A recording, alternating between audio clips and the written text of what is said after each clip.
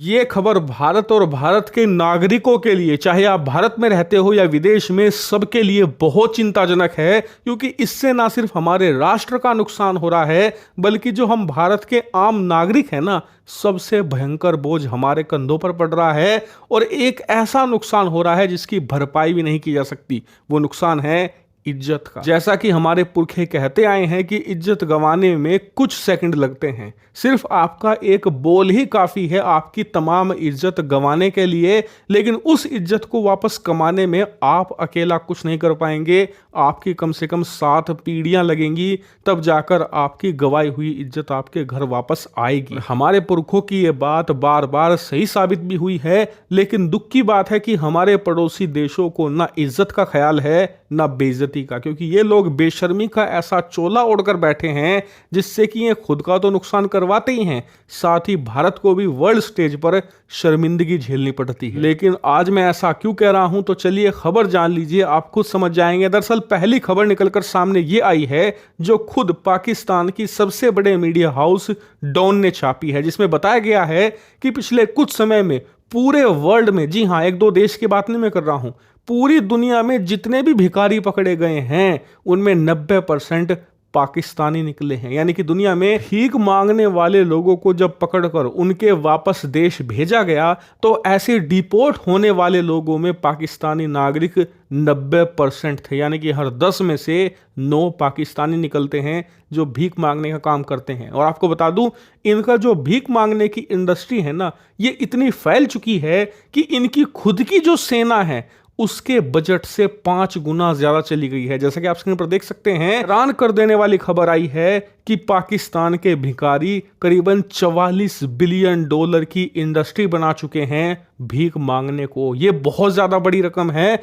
उदाहरण के लिए भारत की जो थल सेना और भारत की जो नौसेना है, दोनों का बजट आप मिला भी दोगे ना, तब जाकर वो इसके बराबर बैठेगा। यानी कि भारतीय सेनाओं के बजट को पछाड़ रही है पाकिस्तान की भिखारी इंडस्ट्री। खुद जो पाकिस्तान की सेना है उसका जो सालाना बजट है उससे करीबन 5 गुना ज्यादा बड़ी बन चुकी है। और बताया जा रहा है कि पाकिस्तानी सरकार के जुड़े हुए लोग और पाकिस्तानी सेना से जुड़े हुए लोग इस इंडस्ट्री को खूब सहारा दे रहे हैं। उन्हें पता है कि विदेशों में जब पाकिस्तानी भीख मांगकर पैसा वापस अपने घर वालों को भेजेंगे तो वे लोग इस डॉलर को, इस यूरो को जो विदेशों में भीख मांगकर भेजा जा रहा है, इसे अपने पास रखेंगे। इसके बदले उन भिखारियों के परिजनों को जो पाकिस्तानी रुपए है वो छाप कर दे देंगे और इस डॉलर का, यूरो का इस्तेमाल करेंगे ये हथियार खरीदने में, भारत के खिलाफ आतंकवादियों को फंडिंग करने में, इसके अलावा अपनी अर्थव्यवस्था को किसी तरीके से बैंकरप्ट होने से बचाने में। और आपको बता दूं कि इस इंडस्ट्री पर जब से ये खबर आई है कि ये $44 बिलियन की बन चुकी है, सऊदी अरब समेत जो बाकी के अरब देश हैं सब माथा पकड़े बैठे हैं। वो इसलिए क्योंकि सबसे ज्यादा चूना पाकिस्तानी भिखारियों ने इन अरब देशों को ही लगाया है। ये हज के नाम पर सऊदी अरब में जाते हैं और फिर वहां से अचानक गायब हो जाते हैं। या तो वो सऊदी में भीख मांगते हैं या आसपास के अमीर अरब देशों में और मोटी कमाई करते हैं। इसीलिए ये देखकर हैरान है कि कैसे पाकिस्तान के लोग करीबन $44 बिलियन इनके देश के नागरिकों से लूट रहे हैं और इन्हें पता भी नहीं चल रहा। और आपको बता दूं, अब इन देशों को शांत करने के लिए, इनके गुस्से को रोकने के लिए पाकिस्तान की सरकार ने दिखावटी एक्शन लेना शुरू कर दिए हैं। खबर आ रही है कि 10 लोगों को रोक लिया एयरपोर्ट पर जो भीख मांगने के काम के लिए जा रहे थे। कभी खबर आती है कि 15 को रोक लिया, 20 को रोक लिया, लेकिन ये सब दिखावटी है। इससे कुछ नहीं होने वाला, क्योंकि खुद पाकिस्तान की सरकार को पता है कि वो हर रोज हजारों की संख्या में पाकिस्तानी नागरिकों को भीख मांगने के काम पर भेज रहे हैं। ऐसे में 10-15 को पकड़कर अगर दिखा भी दिया तो इससे अरब देश शांत हो जाएंगे और हमारा काम चल जाएगा। लेकिन इसमें हमें कुछ करना अब होगा, क्योंकि सबसे ज्यादा नुकसान भारत को हो रहा है, भारत के आम नागरिकों को हो रहा है। कैसा नुकसान? सबसे पहला कि पाकिस्तान के लोग जब विदेश में जा रहे हैं ना, तो आजकल ऐसी वीडियो खूब निकलकर सामने आ रही है जिसमें पूछे जाने पर कि वो किस देश से हैं, वो पाकिस्तानी नहीं कहते खुद को, क्योंकि उन्हें शर्म आती है पाकिस्तानी कहने में।